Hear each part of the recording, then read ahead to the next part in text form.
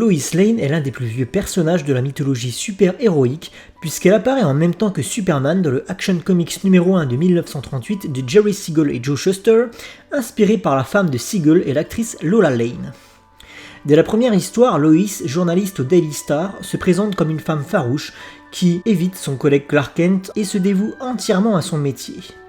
Enlevée par des malfrats à la suite d'une soirée qui tourne mal, elle devient naturellement la femme en danger secourue par Kal-El. Elle tombe très rapidement amoureuse de Superman, devant se raviser devant l'apparente indifférence de ce dernier, avant de décrocher sa première série solo Lois Lane, Girl Reporter, en 1944.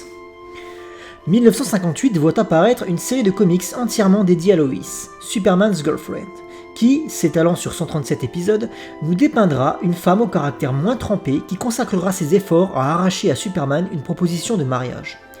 Durant l'âge d'argent, elle n'aura d'autre intérêt que d'enchaîner les flirts et les mariages anecdotiques avec plusieurs personnages, comme Batman, avec qui elle aura un enfant d'ailleurs, ou encore Jimmy Olsen.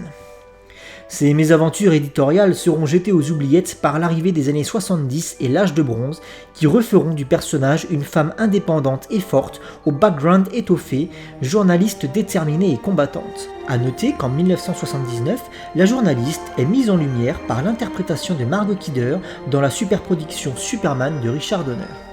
Puis arrive Crisis on Infinite Earth, la Lois Lane de l'âge d'argent est définitivement effacée et John Byrne offre une nouvelle origine à tous les personnages de la mythologie Superman grâce à son reboot Man of Steel de 1986, confirmant la personnalité opiniâtre et audacieuse de la Belle Brune. La relation amoureuse entre Lois et Clark ne cesse d'être tumultueuse, alternant coups de foudre et coups de gueule, mariage raté et romance idyllique tout au cours de l'histoire. Les années 90 permettent à Lane de se révéler sur petit écran grâce à la prestation de Terry Hatcher dans la série télé Lois et Clark, et, à cette même période, elle perd l'amour de sa vie dans un combat destructeur contre Doomsday. Depuis, l'amour unissant le couple le plus mythique des super-héros a fini par se concrétiser avec un mariage définitif en 1996, puis la naissance de leur super-fils Jonathan Samuel Kent quelques décennies plus tard. L'âge moderne offre à la demoiselle de nouvelles perspectives sous les projecteurs avec la série télé Smallville en 2004, le Superman Returns de Bryan Singer en 2006 et dernièrement la saga DCU de Zack Snyder durant laquelle le personnage reviendra fréquemment sous les traits d'Amy Adams.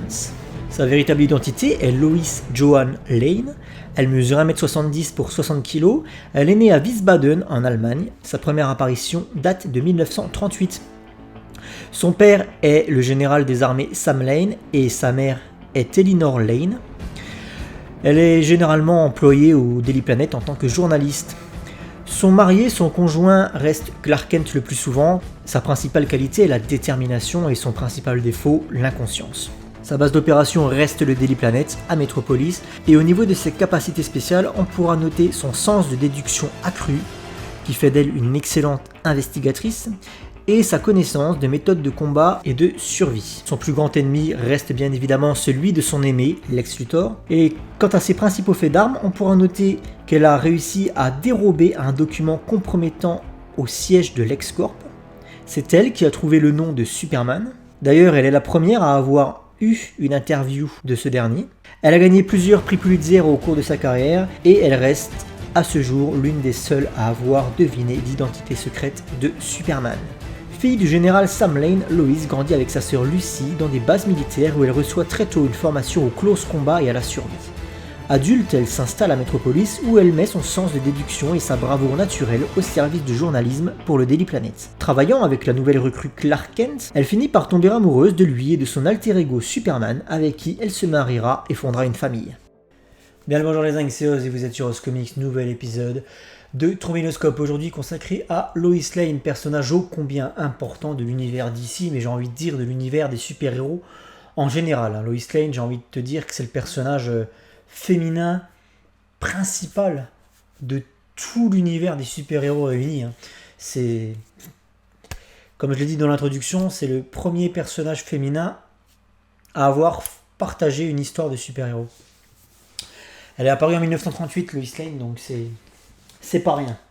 Alors, étant donné que c'est un personnage majeur de la mythologie Superman, je ne saurais que vous renvoyer à ce que je vous ai déjà conseillé dans le trombinoscope dédié à Superman. Mais j'ai décidé d'y rajouter 2 conseils lecture. Un premier Superman Birthright, les origines en français, c'est la réécriture de l'origine story de Superman par Mark Waid. Et c'est dessiné par Leinil Francis Yu. Je suis pas du tout fan du dessin, je le trouve vraiment cubique. Les traits sont rudes et les visages carrés, enfin toutes les morphologies sont carrées en fait, et j'ai beaucoup de mal avec le dessin de Leinil Francis Yu. Cela dit, ça reste une excellente lecture. C'est une réécriture post-Twin Tower en fait. Post-World Trade Center. Donc ça a dû être fait en 2002-2003, quelque chose comme ça. Réécriture des origines de Superman dans un monde moderne. Le monde de l'époque. Et vous remarquez que Lois Lane, je vous remonte cette page-là, y est plus belle que jamais. C'est un des seuls personnages qui réussit, à mon sens, par Leinil Francis Yu. Regardez ce Superman, il est vraiment cubique, j'aime pas du tout. Après voilà, ça n'empêche pas que ça reste une excellente lecture. C'est ce qui a inspiré en quelque sorte la série Smallville qu'on a eue dans les années 2000, puisque dans cette histoire, dans cette nouvelle origine, Lex Luthor est un ami d'enfance et d'adolescence de Clark en fait. Qu'est-ce qu'il y a eu comme changement également dans la réécriture de ses origines? Son voyage autour du monde, et notamment une escale en Afrique. Parce que Clark, quand il était jeune, dans cette histoire, il a fait le tour du monde pour apprendre à mieux connaître les humains avec qui il cohabite. Et il marque une escale en Afrique. Et c'est ce qui ouvre le livre, en fait, voilà. Donc, Lois Lane y a sa place. Elle est magnifique, elle est radieuse, elle est telle qu'on l'aime, elle est téméraire, elle court droit devant le danger, peu importe ce qui peut lui arriver du moment que le scoop est bon. Donc c'est la Lois Lane qu'on a envie de voir, c'est la Lois Lane que j'aime. Donc je saurais que vous conseillez... Hop. Je vois pas, quand je fais ça, je vois pas ce que vous voyez, c'est assez chiant. Je ne saurais que vous conseiller Birthright, voilà, très bonne lecture. Et puis ensuite, un peu plus moderne, parce que là on était au début des années 2000. Là on a eu Superman, Lois et Clark. Donc ça, c'est scénarisé par Dan Jurgens, celui qui a scénarisé la mort de Superman en 92. C'est mis en dessin par Lee Weeks. Là, les dessins sont très modernes, voilà. C'est très léché, c'est très joli. Et ça, ce récit est en fait un récit pivot qui se déroule entre la période New 52 et la période Rebirth. En fait, vous avez les New 52 qui nous présentaient un tout nouveau Superman. Les New 52 étaient pour le coup un vrai reboot concernant le personnage de Superman. Et le problème, c'est que le personnage de Superman ne s'est pas attiré les bonnes grâces des lecteurs. Et parce que Grant Morrison avait pris beaucoup de liberté quant à la création de son Superman New 52. Et donc du coup, dans un souci éditorialiste, on a décidé... chez DC, ils ont décidé de tuer ce Superman New 52 à la fin de l'ère New 52. Et donc ils l'ont tué et ils l'ont remplacé par le Superman classique. Voilà, le Superman classique de John Byrne, post-Crisis. Et donc, Lois et Clark, ça nous explique ce qui s'est passé pendant ce temps. Que faisait le Superman classique pendant que le Superman New 52 mourait? Voilà, il est avec son costume noir. En fait, il s'est fait passer pour mort. Et il a entretenu sa famille, donc Lois Lane, et leur bébé, le jeune Jonathan Kent, loin des problèmes du monde, en fait. Voilà. Et donc, ce récit nous explique comment Clark Kent, le vrai, celui qu'on aime tous, décide de remettre la cape, de renfiler le costume de super-héros pour aller faire le boulot que n'a pas pu finir et que ne peut plus faire le Superman des New 52. C'est assez complexe, mais voilà, si vous avez lu New 52 et que vous voulez lire Rebirth, lisez ça avant d'attaquer Superman Rebirth. Voilà. Et je vous déconseille de lire Superman Rebirth. Mais ça c'est cool, ça peut se lire en one shot, c'est d'ailleurs ce que j'ai fait. Enfin, après moi j'ai lu Rebirth en Superman, mais donc c'est pour ça que j'avais acheté ça. Mais en très gros, ça peut se lire en one shot si on a lu les New 52. Et moi j'ai pas lu les New 52, j'ai lu que le tome 1, Superman Genèse, que j'avais détesté. Mais en plus c'était Grant Morrison, donc j'ai du mal avec Grant Morrison. Mais voilà, pour la petite anecdote, j'avais détesté Superman New 52, j'avais lu que le tome 1 et ça m'a pas empêché de lire ça et de comprendre ça. Voilà. Donc je le conseille, puisque Lois y est à sa place. Lois y a un rôle de mère de famille qui... avec toutes les doutes qu'elle émet quant au fait que son mari doive reprendre la cape. C'est très familial ça, c'est très familial. Et on a une Loïs qui est mère au foyer, qui d'ailleurs, je crois, ça fait un petit bout de temps que je l'ai lu, si je dis pas de conneries, Loïs a littéralement abandonné sa carrière de journaliste ici pour se mettre à couvert, voilà. Pour ne plus faire parler d'elle et pour se cacher avec son mari et son jeune bébé. Son jeune enfant. Jeune bébé est un pléonasme. Et à noter que au tout début du livre, en fait, on a la naissance de... Je vais essayer de vous la trouver. Nous avons ici l'accouchement de Lois Lane, qui donne donc naissance au jeune Jonathan Kent, appelé Jonathan en raison du père adoptif de Clark. Le jeune Jonathan Kent qui, dans la continuité Rebirth, devient le Superboy, le nouveau Superboy.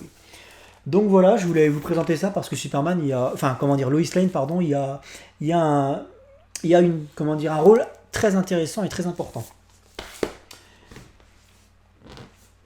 En termes de comics, vous pouvez également lire Red Son, mais c'est pas très élogieux vis-à-vis de Lois Lane parce que Red Son nous présente une Lois vieillissante qui s'est mariée avec Lex Luthor. Donc du coup, c'est vrai que le personnage tel qu'on a envie de le voir dans sa version la plus classique ne fait pas partie de la mythologie Red Son. Et il y a plein d'autres histoires comme ça que je vous présente pas parce que pour moi, c'est pas la vraie Lois Lane. En animé, forcément, voilà. La série animée de Bruce Timm, on y revient. Hein. De toute manière, ça va être présenté plus d'une fois au cours des trombinoscopes. Il y a des œuvres qui vont revenir massivement. Hein. Mais voilà, ça, pourquoi parce que Lois Lane, que vous pouvez apercevoir là, derrière, Lois Lane, il est très très bien caractérisé, vraiment. On est avec cette fougue, avec cette impétuosité, avec cette espèce de, cette espèce d'insolence qui la caractérise. Donc j'aime beaucoup Lois Lane et forcément c'est presque le personnage secondaire de ce dessin animé en plusieurs saisons. Et enfin, Superman contre Brainiac que je vous ai déjà présenté également dans le trombinoscope dédié à Superman. Je retrouve des CD qui n'ont rien à foutre là. Après c'est un jeu de piste, tu sais, pour retrouver le CD qui va là-dedans. Enfin voilà, Superman contre Brainiac, ça je tiens vraiment, si vous ne l'avez pas vu, je tiens vraiment à vous, je vais vous marteler la tête avec ça, parce que ça il faut savoir que c'est peut-être mon animé Superman préféré à ce jour. Non, il y a Superman contre l'élite, donc je retire ce que je viens de dire, j'avais oublié. Mais c'est vrai que ça c'est un de mes animés Superman préférés, c'est exceptionnel, ça dure une bonne heure 20 je crois à peu près, et ça il faut se dire que ça met à l'amende, c'est un dessin animé de 1h20 qui met à l'amende bon nombre de productions cinématographiques super-héroïques actuelles. Et je ne tacle pas que Marvel, parce que je tacle Marvel bien évidemment, mais je ne tacle pas que Marvel, je tacle également DC. Ça, c'est excellent. La caractérisation de Superman est aux petits oignons. On exploite tout son potentiel, toute sa puissance. L'ennemi majeur de ce récit qui en VO s'appelle Superman Unbound est ici donc Brainiac, Superman contre Brainiac. Brainiac, un personnage qui n'a jamais été exploité au cinéma, qui est très peu souvent exploité dans les comics également, en tout cas dans ceux que j'ai lus. J'ai rien lu sur Brainiac, moi, quand tu regardes bien. Et ça, c'est adapté de Superman Brainiac, qui est un comics de Geoff Jones et Gary Frank, dessinateurs du Shazam New 52. Et ça, c'est excellent. L'animation est dingue. C'est ultra moderne, c'est ultra dynamique. Les dessins sont superbes au niveau des couleurs. Et on a une histoire qui nous présente, entre guillemets, une nouvelle origin story pour Kara Zor-El, qui est Supergirl. Et on a une Supergirl badass qui botte des culs là-dedans, mais faut voir ce qu'est Supergirl. Hein. Putain, on est à des années-lumière de la Supergirl télévisée de CW. Là, on a la vraie Supergirl qui botte des culs. Et... What? Et on a une Lois Lane. C'est pour ça que je vous conseille ça, parce que Lois Lane là-dedans, elle est parfaite. Elle est parfaite. Si vous ne connaissez pas Lois Lane, ce qui est compliqué, mais si vous avez des doutes quant à quelle doit être la vraie personnalité de Lois Lane dans une œuvre, regardez Superman contre Brainiac. Pour moi, il n'y a rien à redire. Lois Lane, telle qu'elle nous est présentée là-dedans, pour moi, c'est la vraie Lois Lane. C'est-à-dire qu'elle en a rien à foutre. T'as Metropolis qui se fait attaquer par Brainiac, il y a des robots destructeurs dans les rues un peu partout, et elle trouve les moyens, elle botte le cul à un robot, voilà, elle parvient à botter le cul à un robot, avec classe en plus, et elle fait des fucks à Brainiac. Putain, je veux dire, la meuf, elle a peur de rien, elle a toujours cette forme d'insolence, irrévérencieuse telle qu'on l'aime, Bref, c'est la Lois Lane qu'on a envie de voir. Superman contre Brainiac, c'est pour à ce jour, c'est peut-être le dessin animé qui dépeint la meilleure Lois Lane. Concernant les animés, il y a également, alors celui-là je ne l'ai pas donc je ne peux pas vous montrer le boîtier ou quoi, c'est la mort de Superman, voilà. Il faut savoir pour la petite anecdote que je n'ai jamais lu le bouquin de Dan Jurgens de 92, La mort de Superman. Je ne l'ai jamais lu, il m'a jamais attiré en fait. Il m'a jamais attiré parce que, pas par son épaisseur, mais de par les dessins, de par certains trucs, la coupe de cheveux de Superman, enfin il y a plein de choses qui me... Je le lirai avant de mourir, hein, si j'ai le temps. Avec le coronavirus, là c'est compliqué, mais voilà, je lirai, j'y passerai, il n'y a pas de problème. C'est juste que j'ai préféré me concentrer sur l'animé. Il y a un animé adapté du bouquin que j'ai trouvé relativement bon. Voilà, j'ai passé un bon moment devant l'animé. On y voit la Justice League qui prend sa branlée contre Doomsday. Rien de bien nouveau, hein, voilà, moi je connaissais déjà l'histoire du comics. J'ai jamais lu le comics, mais je connais déjà l'histoire. Donc rien de bien nouveau. Et forcément, c'est très intéressant de voir Lois Lane dans cet animé puisque elle est confrontée à la mort de son amour. Donc c'est un dessin animé qui la met assez bien en valeur. Et d'ailleurs, il y a le All-Star Superman également. Je vous en avais pas parlé, je vous avais parlé du bouquin dans le Trombinoscope Superman. Là, je vais vous parler de l'animé. L'animé All-Star Superman qui pour moi est bien meilleur que le livre parce que c'est plus court, c'est plus concis, on part moins dans des explications que personne ne comprend à la Grant Morrison. Donc en très gros, All-Star Superman, ça prend le meilleur de Grant Morrison, mais ça prend pas tout ce qui est un peu bullshit, scientifique, explication hasardeuse. Et du coup, le All-Star Superman, c'est un très bon animé. C'est pas mon préféré, loin de là, mais ça reste un très bon animé.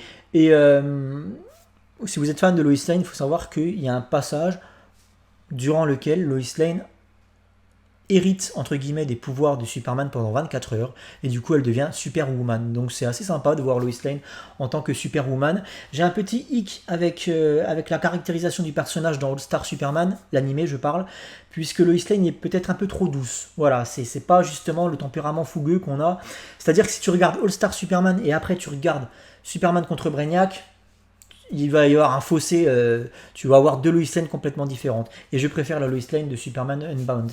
Bref, du coup, je vous conseille quand même All Star Superman en dessin animé. Autre chose, je trouve que le dessin animé est meilleur que le bouquin parce qu'on n'a pas les dessins de Frank Quitely et j'ai beaucoup de mal avec les dessins de Frank Quitely, que je trouve pas vraiment jolis. Même bâclés par moments.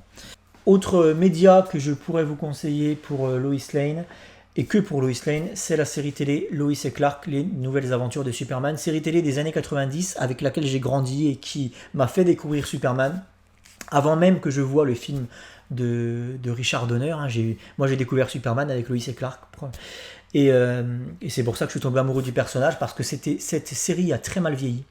La série Lois et Clark a très très mal vieilli, mais elle nous présente toutes les capacités de Superman. C'est-à-dire que dans chaque épisode, tu vois ce dont est capable de faire Clark Kent. Tu le vois utiliser sa vision télescopique, sa vision microscopique, sa super rouille. Bref, ce Superman-là met une branlée au Superman de Zack Snyder en termes de compétences et en termes de... au moins, c'est le vrai Superman, tu vois. Même si c'est mal joué, même si la série a très mal vieilli, c'est kitsch, la série vaut le coup pour l'exploitation des pouvoirs du Superman, mais également autre chose, et c'est pour ça que je vous présente ça aujourd'hui, pour Lois Lane. Lois Lane, interprétée par Terry Hatcher à l'époque, qui était déjà une MILF, et qui a toujours été une MILF. J'ai l'impression que Terry Hatcher, ça a toujours été une MILF toute sa vie, même quand elle avait 25 ans, c'était déjà une MILF. Quoi qu'il arrive, Terry Hatcher, je la voyais comme une MILF, parce que moi, j'avais quoi, c'était dans les années... J'avais 10 ans, tu vois, donc forcément, pour moi, c'était une MILF, quoi. Mais Terry Hatcher, qui est vraiment déjà physiquement, pour moi, c'est Lois Lane tout craché, au niveau de la coupe de cheveux, du regard, et au niveau du tempérament. C'est-à-dire que elle est parfaite. Terry Hatcher est parfaite dans son rôle de Lois Lane. Elle va au-devant du danger, elle a toujours une réponse à tout, elle parle super vite, elle est très énergique, très, très audacieuse et toujours irrévérencieuse comme je l'aime. Bref, c'est pour cette raison que si vous ne l'avez pas vue parce que vous êtes peut-être trop jeune ou pas assez aventureux, regardez au moins un épisode, vous trouvez ça sur internet, un épisode, et vous verrez ce qu'est une vraie Lois Lane en live action. Voilà, ce qu'on n'a pas eu au cinéma malheureusement. Je vous ai pas conseillé les Superman de Richard Donner parce que la relation Superman, Clark Kent et Lois Lane me débecte dans ces putains de films. Il se passe rien entre les deux et ça me saoule. C'est pour ça, pour moi, c'est pas une bonne... Margot Kidder est très bien en tant que Lois Lane, mais la relation ne suit pas derrière, tu vois. Et je préfère la relation qu'elle a avec Dean Cain dans la série télé des années 90. Bref, voilà. Alors maintenant, nous allons attaquer le classement. Alors, je vais répéter un truc. que ce soit clair pour tout le monde, parce qu'il y a peut-être des gens qui n'ont pas encore saisi le fonctionnement. Là, je vous montre le classement tel qu'il est officiellement depuis le dernier épisode dans lequel je vous avais demandé de placer Atrocitus. Donc là, Atrocitus n'est pas encore placé, puisque ça va être là. Donc là, c'était le classement tel qu'il était lors de l'épisode précédent. Voilà. Donc, vous avez voté à 30 reprises. Il y a eu 30 votes concernant Atrocitus, que moi j'avais placé 4ème, c'est pour cette raison qu'il est là, en 4ème position. Atrocitus était donc placé 4ème par mes soins, vous avez voté, et en additionnant tous vos scores, et en divisant par le nombre de votants, je trouve un score de 3,2. Je considère qu'un 3,2 équivaut à un 3. Et à partir du moment où on a un 3,5 ou plus, on passe en 4ème position. Quoi qu'il arrive, donc vous avez placé, j'allais dire Sinestro, pardon, vous avez placé Atrocitus donc en 3ème position, donc le nouveau classement est Superman en 1, Mera en 2, Atrocitus en 3 et l'épouvantail bon dernier en 4ème position. Voilà, donc ça c'est le classement officiel. Maintenant, moi, je vais rajouter mon opinion concernant Lois Lane et mon classement de Lois Lane. Alors, Lois Lane, c'est mon 2e personnage féminin préféré, tout DC confondu. Et peut-être tout comics confondu, finalement. C'est un personnage qui est extrêmement important et que j'aime beaucoup parce que déjà d'une, elle est magnifique, super belle. C'est vraiment typiquement mon type de gonzesse, brune aux cheveux assez courts jusqu'aux épaules. Enfin voilà. Et puis son caractère, franchement, je le kiffe, quoi. La meuf, elle a peur de rien. C'est presque une casseuse de gueule par moment d'ailleurs, parce qu'elle a quand même une maîtrise du close combat qui est assez impressionnante pour une fille de son gabarit. Donc elle a pas peur, quoi. Elle a pas peur et elle va toujours au devant pour décrocher un meilleur scoop. Elle a toujours le mot pour, enfin comment dire. Toujours réponse à tout. C'est-à-dire que tu peux pas la casser. À chaque fois, elle t'envoie paître. Elle est impertinente et elle est fougueuse. Et j'adore ce type de gonzesse. Et elle est même presque colérique par moment, mais c'est bien quand ça pète, tu vois, quand il y a un peu de tension. Et pour vous dire, moi, si je devais avoir une fille un jour, je l'appellerais Loïs. Voilà. J'appellerai ma fille Loïs si un jour j'ai une petite fille, clairement, parce que déjà je kiffe le prénom et puis je kiffe le tempérament, et pour moi une femme forte c'est ça, une femme forte c'est Lois Lane, voilà. Donc mon amour pour Lois Lane est si grand que je vais la placer en 2ème position du classement. Voilà, donc le classement en très gros. Comment vous devez noter, parce que j'ai vu que il y avait encore des doutes chez certains d'entre vous. Là, le fait que Lois Lane soit 2ème, c'est parce que c'est moi qui l'ai placé 2ème. Bien évidemment, j'attends vos votes pour, dès le prochain Trombinoscope, lui donner sa place officielle et définitive. Si vous établissez un classement qui est strictement personnel et qui n'a rien à voir avec le classement officiel des Trombinoscopes, évidemment, votre vote ne sera pas du tout pris en compte. Dites-moi simplement où vous placeriez le personnage du Trombinoscope en question dans le classement qui est donné à la fin de la vidéo. Vous me dites juste, vous visionnez le classement, vous me dites dans ce classement-là, Lois Lane pour moi, elle est devant l'épouvantail, mais elle est derrière Atrocitus, donc du coup elle est 4ème sur 5. Voilà, c'est aussi simple que ça. Voilà. Non, je tenais à le répéter parce que j'ai vu qu'il y avait des gens qui hésitaient encore. Et c'est une question qui m'avait été soumise, donc voilà, j'y ai répondu. Bref, merci à vous tous d'avoir suivi ce nouveau Trombinoscope. Je vous réserve du lourd pour le prochain, parce que j'aime bien par moment remettre un personnage un peu plus important sur le devant de la scène. Il faut quand même que ça pimente un peu le classement. Je ne vous en dis pas plus, je vous réserve la surprise. Donc soyez nombreux pour le prochain Trombinoscope, parce que là, le classement risque d'être chamboulé dès le prochain. J'imagine que déjà Lois Lane, ça va... Logiquement, c'est un personnage qui est quand même grandement apprécié, donc j'imagine qu'elle va quand même se retrouver assez haut dans ce classement. À vous de voter pour Lois Lane. Je vous rappelle, votez juste pour la place à laquelle vous voulez la mettre. Et puis ça ira très très bien. Merci à vous tous et je vous dis à très bientôt. Ciao les zingues.